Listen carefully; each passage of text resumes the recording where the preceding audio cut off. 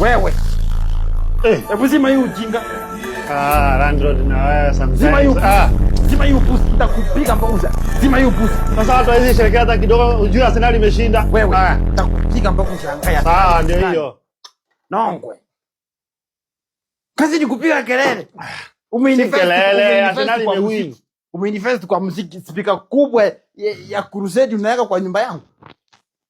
Warembo mambo? Ai. Au wasichana wote wa 5 versus 1. Sasa hii inakuhusu aje landlord? Kwanza nini imekuleta? Nini mbaya? Pesa. Pesa nikwambia kesho asubuhi. Asubuhi gani?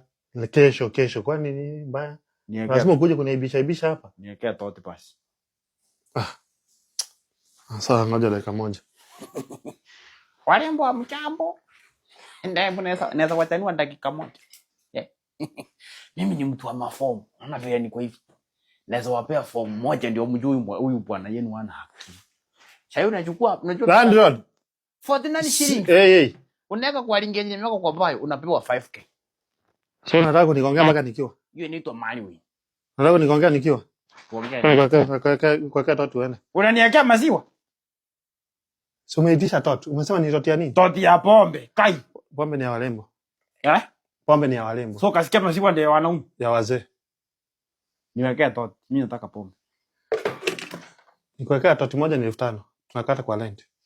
Nipe pesa yangu basi sasa. Nipe pesa yangu bwana.